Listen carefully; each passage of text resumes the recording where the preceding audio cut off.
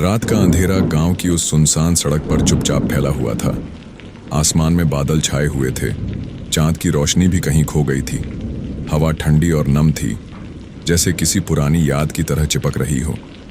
मैं, राजेश, एक युवा पत्रकार जो शहर से आया था, इस छोटे से गांव में एक कहानी की तलाश में, अकेला धीरे धीरे अपने कदमों की आवाज महसूस करते हुए गांव के एक छोटे से किनारे से होकर चल रहा था। मेरे पैरों तले सूखी पत्तियां चरमराती और हर कदम के साथ दिल की धड़कन तेज होती जाती। चारों ओर कोई भी नहीं था, सिर्फ ठंडी हवा और मेरी सांसों की हल्की हल्की आवाज जो अंधेरे में गूंज रही थी। गांव का नाम था कालपुरा, एक ऐसा गांव जो पहाड़ियों के बीच बसा था, जहां सड़कें संकरी और घुमावदार थीं। दिन में यहां जीवन की हलचल होती, लेकिन रात होते ही सब कुछ थम जाता। घरों की खिड़कियां बंद, दरवाजे कुंडी लगे। लोग अपने घरों में थे, शायद सब सो चुके थे, लेकिन मेरी जिज्ञासा ने मुझे रोक नहीं पाया। मैं यहां आया था क्योंकि पिछले कुछ महीनों से इस गांव की खबरें शहर तक पहुंच रही थीं। अजीब घटनाएं जिन्हें लोग भूत प्रेत से जोड़ते थे। मैंने सोचा यह एक अच्छी स्टोरी हो सकती है, एक ऐसी स्टोरी जो मेरे करियर को नई ऊंचाई दे। लेकिन अब इस अंधेरे में मैं खुद को शक करने लगा था। क्या यह वाकई सिर्फ अफवाहें थीं या कुछ और? पिछले कुछ हफ्तों से गांव में अजीब घटनाएं हो रही थीं। किसी की गाय बिना वजह गायब हो जाती थी और अगले दिन खेत में मरी हुई मिलती, जैसे किसी ने उसका गला घोंट दिया हो। किसी खेत में अचानक पत्थर गिरने लगते थे, बिना किसी कारण के, जैसे आसमान से बरस रहे हों। रात के समय दूर से स्त्री की फुसफुसाहटें सुनाई देने लगी थीं। वे फुसफुसाहटें इतनी साफ होती कि लोग रातों को जाग जाते। कभी आओ कहती, कभी मुझे छोड़ दो। गांव वाले डरते थे। वे कहते थे कि यह सब उस पुरानी हवेली की वजह से है। हवेली जो गांव के किनारे पर खड़ी थी, सालों से खंडहर बनी हुई।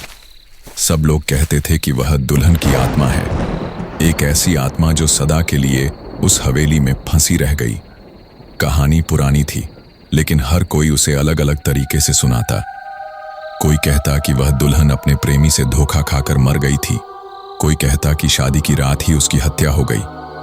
लेकिन सबका एक मत था, वह अब भी वहां घूमती है, नए शिकार की तलाश में। मैंने गांव के बुजुर्गों से बात की थी। रामदयाल काका, जो गांव के सबसे उम्रदराज आदमी थे, ने मुझे चेतावनी दी थी, बेटा मत जाना वहां, वह हवेली निगल जाती है लोगों को। लेकिन मैंने हंसकर टाल दिया। मैं वैज्ञानिक सोच वाला आदमी था। भूत प्रेत, यह सब अंधविश्वास था। मैंने सोचा था कि सच्चाई पता लगाना मेरा काम है। शहर में बैठकर खबरें लिखने से बेहतर है खुद जाकर देखना। मेरे पास केवल एक टॉर्च थी, बहुत कमजोर, बैटरी भी कम हो रही थी। फिर भी मैं उस अंधेरे की तरफ बढ़ता गया। सड़क पर घास उगाई थी, जैसे सालों से कोई ना आया हो। पेड़ों की शाखाएं झुकी हुई, जैसे मुझे छूने की कोशिश कर रही हो। हर कदम के साथ हवा का असर महसूस हो रहा था, जैसे कोई अनजाना मुझे रोकने की कोशिश कर रहा हो। मेरी कमीज पसीने से भीग गई थी, ठंडी हवा में भी। आसपास सन्नाटा फुसफुसाहटों से भरने लगा। पहले तो मैंने सोचा कि यह मेरी कल्पना है, लेकिन नहीं। आवाजें धीरे धीरे कहने लगीं, आओ, हम तुम्हारा इंतजार कर रहे हैं। मैं रुक गया, चारों तरफ देखा, पेड़, झाड़ियां, दूर खेत, पर वहां कुछ नहीं था, सिर्फ अंधेरा। मैंने खुद को समझाया, राजेश, यह हवा है या कोई जानवर। लेकिन दिल नहीं माना। आवाजें फिर आईं, इस बार करीब से, जैसे कोई मेरे कान में फुसफुसा रहा हो। मैंने टॉर्च घुमाई, लेकिन रोशनी कमजोर थी, ज्यादा दूर तक नहीं पहुंचती। आगे बढ़ता गया। कुछ दूर पर एक पुरानी हवेली दिखी। दीवारें टूट चुकी थीं, ईंटें झड़ रही थीं, दरवाजा जर्जर था, लकड़ी सड़ी हुई।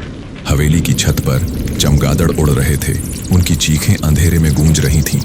गांव वाले कहते थे उस हवेली में एक दुल्हन ने खुदकुशी की थी। कहानी थी कि 100 साल पहले एक अमीर जमींदार की बेटी थी, राधिका। उसकी शादी तय हुई थी, लेकिन शादी की रात उसके होने वाले पति ने उसे धोखा दिया। वह किसी और से प्यार करता था। राधिका ने दुख में फांसी लगा ली। तब से उसकी आत्मा वहां भटकती है, हर उस आदमी को सताती है जो रात में वहां जाता है। पर मुझे डर नहीं था, या कम से कम मैं खुद को ऐसा समझा रहा था। मैं सच जानना चाहता था।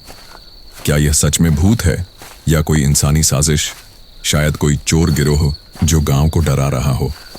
मैंने दरवाजा धकेला। लकड़ी कराहती हुई आवाज देने लगी, जैसे दर्द में चीख रही हो। दरवाजा खुला और भीतर से ठंडी हवा का झोंका आया, धूल उड़ाकर। मैं अंदर घुसा। भीतर की अंधेरी गहराई ने मुझे अपनी ओर खींचा। दीवारें गिर चुकी थीं, प्लास्टर झड़ रहा था, फर्श पर टूटे कांच और लकड़ी के टुकड़े बिखरे थे। किताबें बिखरी थीं, पुरानी, धूल से ढकी। दीवारों पर पुरानी तस्वीरें लटकी हुईं, जिनमें जमींदार परिवार के लोग थे। उनकी आंखें मुझे घूर रही थीं, जैसे जीवित हों। हवा का एक झोंका मेरे चेहरे से टकराया, इतना ठंडा कि रोंगटे खड़े हो गए। मैंने टॉर्च घुमाई। कमरे बड़ा था, बीच में एक पुरानी मेज, उस पर मोमबत्तियां जली हुई लग रही थीं, लेकिन नहीं, वे सालों से बुझी थीं। फिर एक दरवाजा खुद ब खुद खुल गया। मैं चौंक गया। कोई हवा, या मैं डरते हुए उसके पास गया। दिल की धड़कन इतनी तेज कि कान में गूंज रही थी। दरवाजे के अंदर एक सफेद साड़ी में ढकी परछाई दिखी। चेहरा अस्पष्ट था, धुंधला, पर उसकी उपस्थिति महसूस हो रही थी, जैसे कोई ठंडी सिहरन। वह धीरे धीरे मेरी ओर बढ़ने लगी। आओ, मेरे पास आओ।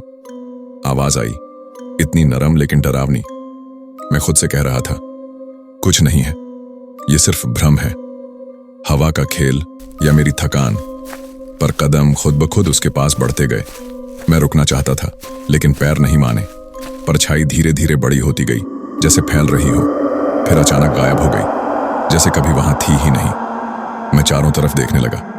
हवेली खाली थी, सिर्फ धूल और सन्नाटा। मेरी सांसें तेज चल रही थीं। मैंने खुद को शांत किया, राजेश, मजबूत बनो। फिर अचानक मेरे हाथ में एक पुराना पत्र आ गया। कैसे? मैंने नहीं उठाया, वह खुद गिरा था, शायद छत से। पत्र पीला था, किनारे फटे। उस पर लिखा था, जो भी इसे पढ़ेगा उसके साथ वही होगा जो मैं भुगत रही हूं। मैं दुल्हन, सदा के लिए इस हवेली में फंसी। अब तुम्हारी बारी है। मेरे हाथ कांपने लगे, दिल धड़कने लगा। ये क्या मजाक था? कोई पुराना पत्र, शायद कहानी का हिस्सा, लेकिन लिखावट ताजी लग रही थी, जैसे अभी लिखी हो। ये तो केवल शुरुआत थी।